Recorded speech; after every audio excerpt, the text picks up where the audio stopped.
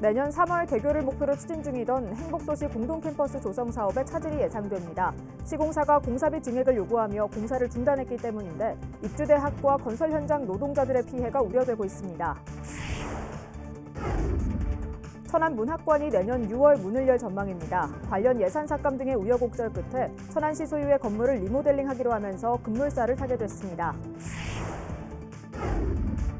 소 럼피스킨병이 확산되고 있는 가운데 천안시가 유입 차단을 위한 방역 활동을 강화하고 나섰습니다. 시청자 여러분 안녕하십니까? BTV 뉴스입니다. 내년 3월 개교를 목표로 추진 중이던 행복도시 공동캠퍼스 조성 사업이 갑작스런 변수를 만났습니다.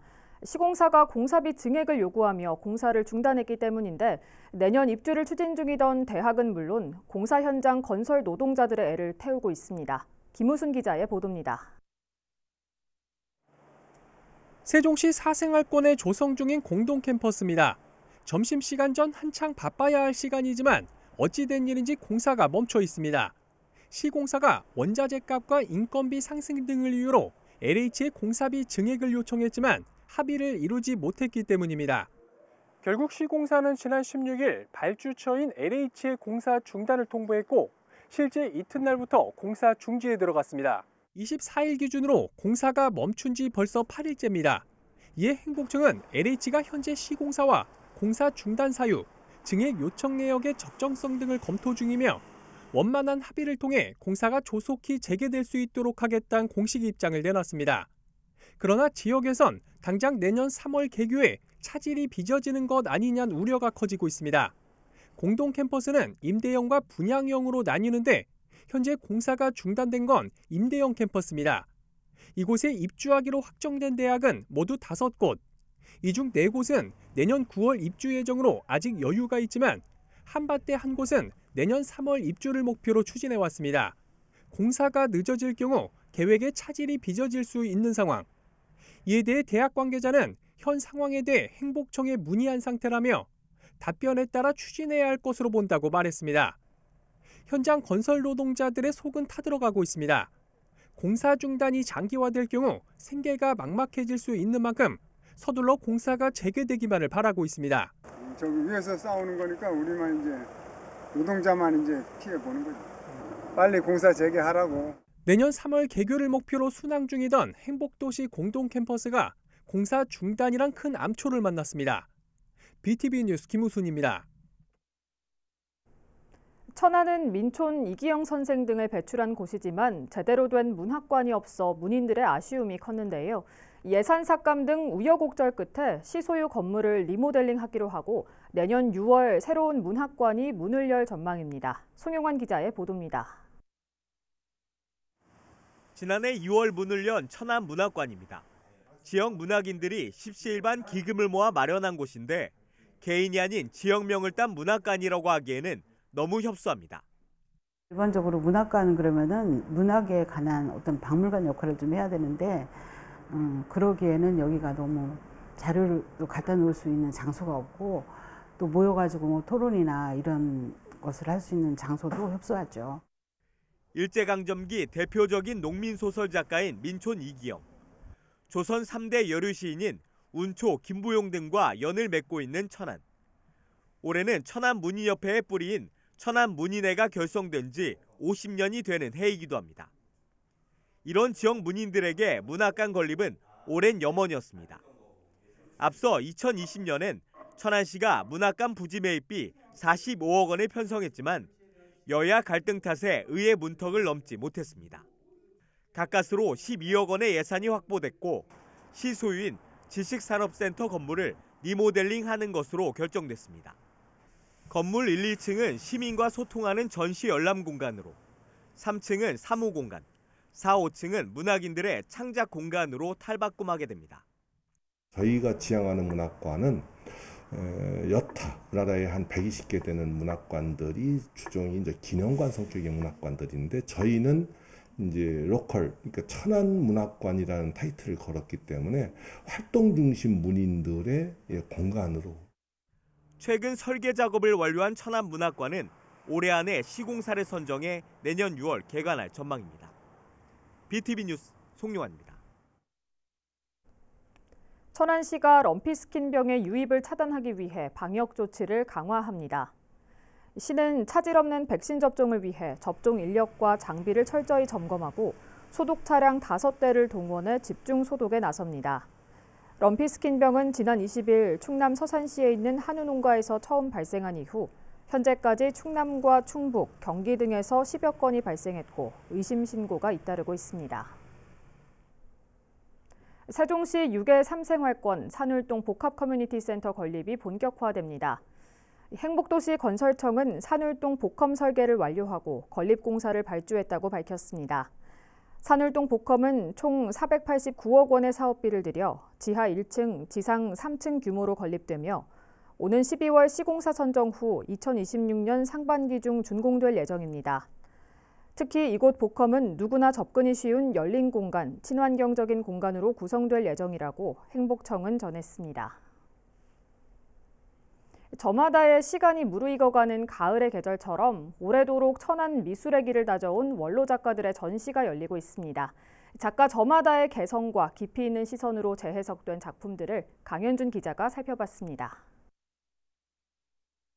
다채로운 색상의 무당 벌레들을 비롯한 여러 곤충들이 자연 속에 어우러진 모습을 담은 작품입니다. 청정 지역의 상징인 무당벌레 등 곤충을 소재로 입체적인 질감을 통해 표현한 것이 특징입니다.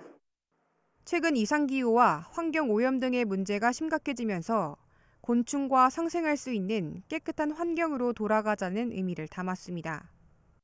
자연 환경이 심각한 시대에 살면서 곤충과 자연이 같이 상생할 수 있는 그런 작품을 나뭇잎은 1년 동안 제가 말려가지고 이 작품에 이용을 했고요. 청동을 깎아 만든 조각 작품.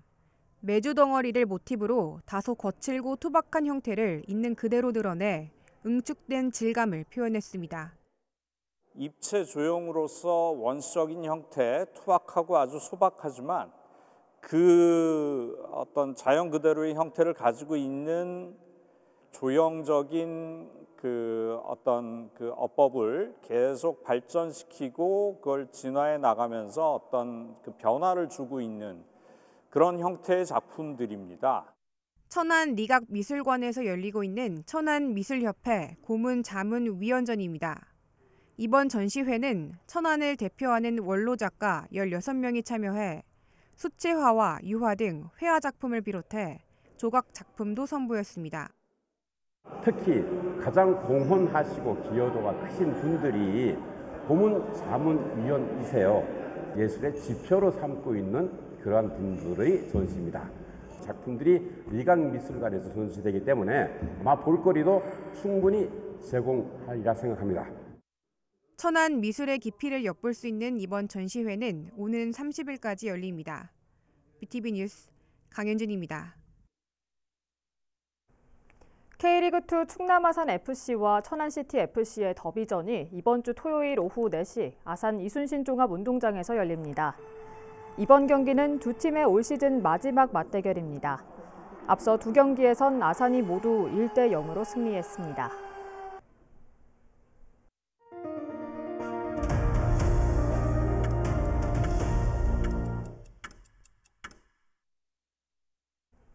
지역 소멸 위기가 가속화하고 있습니다. 비수도권 지역의 인구가 감소하는 지방 소멸을 넘어 수도권과 광역시의 인구까지 줄어드는 지역 소멸까지 시작됐는데요. 이 위기를 극복할 방안을 찾기 위해 케이블 TV 공동기획 토론회가 열렸습니다. 박희분 기자가 보도합니다. 올해 2월 기준 전국 228개 시군구 가운데 118곳은 소멸 위험 지역입니다. 지난 2000년 이후 소멸 저위험 지역은 거의 사라진 반면 소멸 위험, 고위험 지역은 급증하고 있습니다. 지방 소멸이 위기 단계를 넘어 현실화 단계로 들어선 겁니다. 모든 지역사회의 기능 같은 것들이 마비되면서 결국은 지역사회의 어떤 지역으로서의 정체성을 상실하는 정도까지 이르게 된다. 지방 소멸 위기를 더 이상 방치할 수 없다는 절박함 속에 현 정부가 출범한 지방시대위원회는 5대 전략을 수립했습니다. 자율성을 키우는 과감한 지방 분권을 토대로 교육개혁과 일자리를 늘리는 혁신 성장 등이 핵심 내용입니다. 정부에서는 우선 기회발전 특구라는 제도를 도입해서 산업의 새로운 신산업 생태계를 구축하고 그것이 청년들과 맞아 들어가는 AI 기반의 산업 생태계를 구축하겠다. 지역 소멸 위기를 더 크게 체감하고 있는 지방 중소도시는 양질의 교육과 일자리 창출에 모든 행정력을 집중하고 있습니다. 청년들의 일자리를 좀 적극적으로 만들어내자라는 시책을 좀 많이 해왔고요. 저희가 민선 8기 공약사항으로도 국가산업단지를 우리 내포 신도시에 유치를 해서 양질의 일자리를 좀 만들어내자. 지역 미디어를 활용해 소멸을 막는 방안에 대한 논의도 이뤄졌습니다. 새로운 국가 발전 축과 새로운 삶의 형태를 지방으로 가져가려고 할 때 이 지방에서 묵묵히 일하고 지방에서 새로운 삶을 열어가는 청년들을 대거 좀 발굴해서 이분들의 사례를 좀 방송을 통해서 알려준다면은 제2, 제3의 이러한 문화가 형성되지 않겠나. 전국 케이블 TV 공동기획으로 SK브로드밴드 수원방송에서 열린 지역 소멸을 막아라 토론회. 지역 소멸 위기의 현 주소와 실태, 원인 분석과 대안 정책까지 90분에 걸쳐 열띤 토론이 진행됐습니다. 토론회는 다음 달 8일 밤 10시에 케이블 TV 지역방송 채널을 통해 방영됩니다. BTV 뉴스 박희국입니다. 곡교천 범람을 예방하기 위해 준설이 반드시 필요하다는 주장이 제기됐습니다. 시는 준설에 드는 비용에 비해 효과가 미비하다며 부정적인 입장을 나타낸 가운데 맹희석 아산시 의원은 준설에 따른 골재 판매 등으로 비용이 대체가 가능한 만큼 준설을 다시 한번 촉구했습니다. 보도에 김장섭 기자입니다. 곡교천이 온통 흙탕물로 변했습니다. 지난 7월 14일 하루 동안 무려 140mm가 넘는 비가 쏟아지면서 이튿날에는 홍수 경보까지 내려졌습니다. 이로 인해 염치읍 곡교리와 석정리 등 일부 지역이 침수되면서 인근 초등학교에 임시 대피소가 마련되기도 했습니다. 지난 2020년 8월에도 집중호우로 인해 곡교천이 범람하면서 하천 근처 주택 78동과 농경지 163헥타르가 침수됐습니다.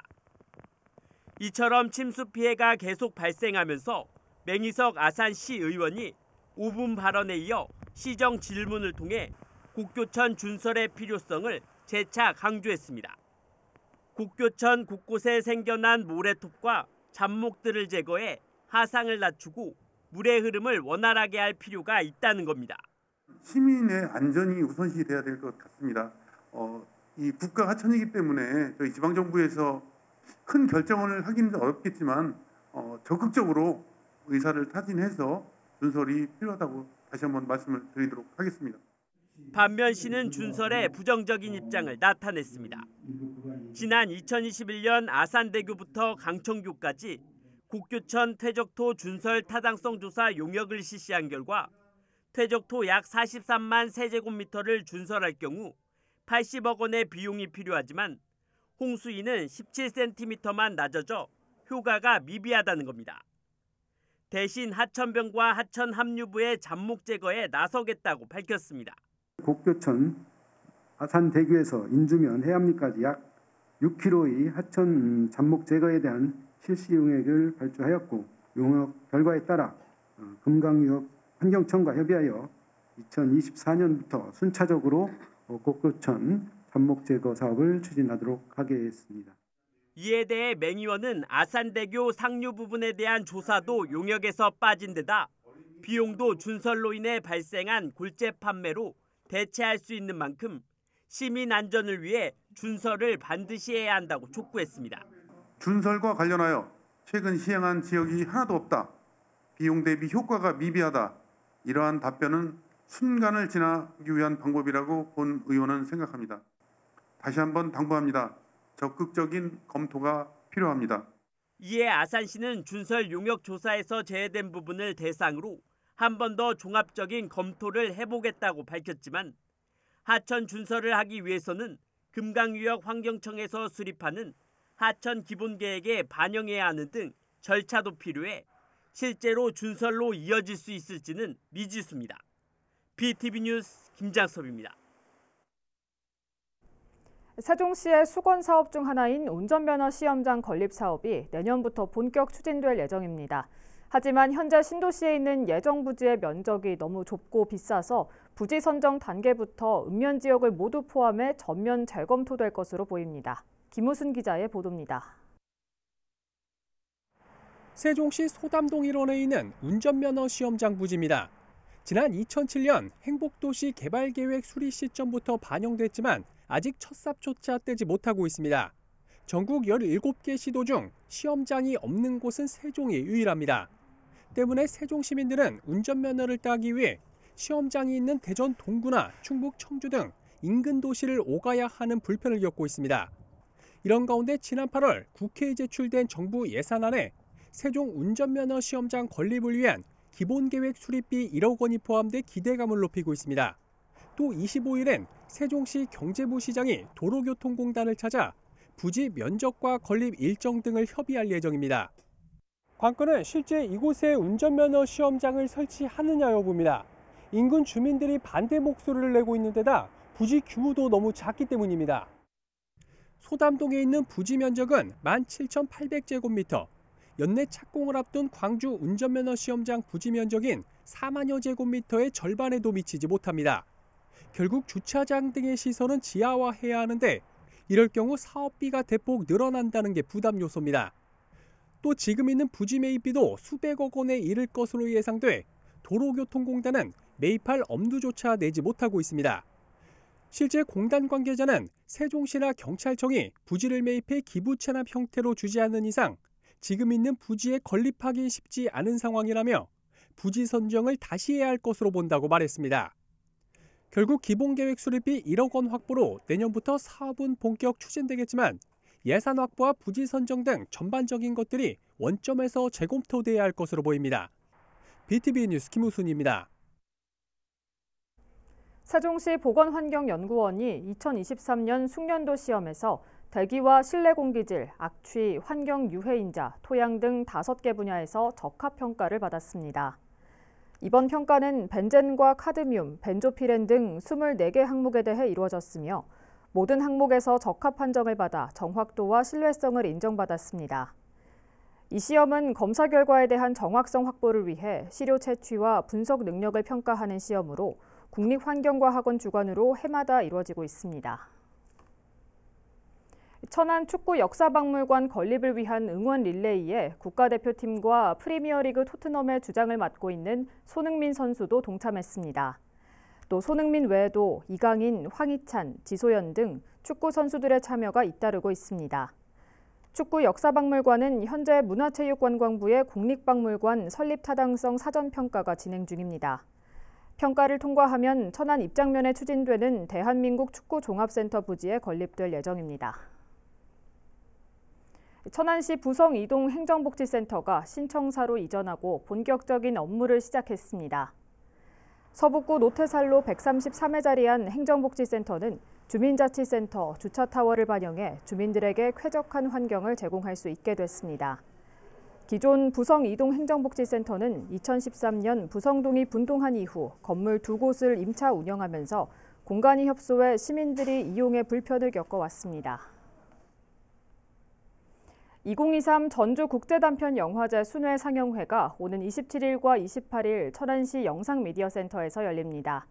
상영작은 모두 3개 부문 11편으로 박지인 감독의 매달리기와 크리스티나 켈리로이 가비 감독의 양귀비와 오리, 앤더슨 에스케니오 감독의 물의 흔적 등 주요 수상작을 무료로 관람할 수 있습니다.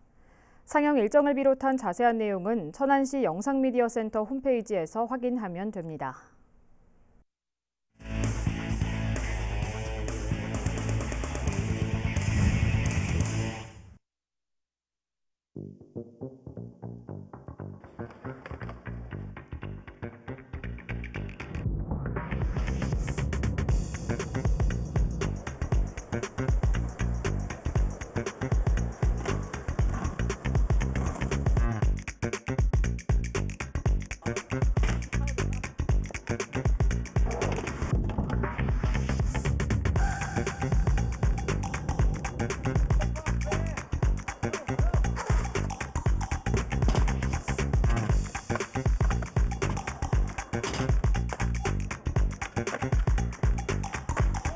스케이트보드 같은 경우에는 발이 안 묶여 있어요.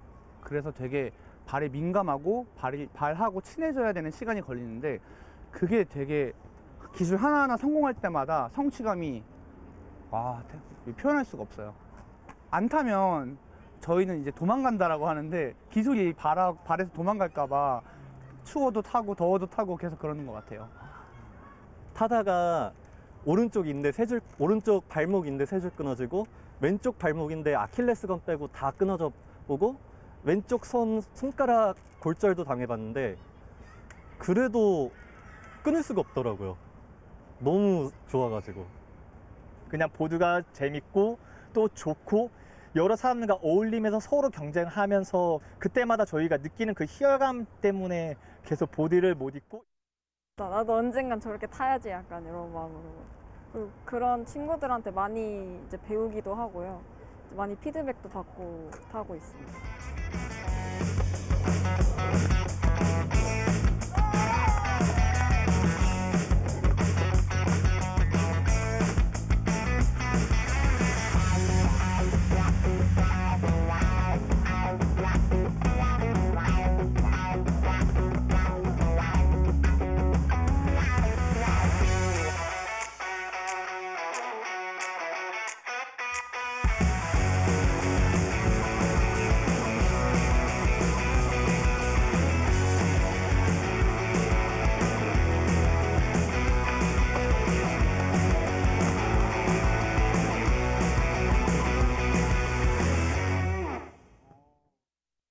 이상으로 BTV 뉴스를 마칩니다. 시청해주신 여러분 고맙습니다.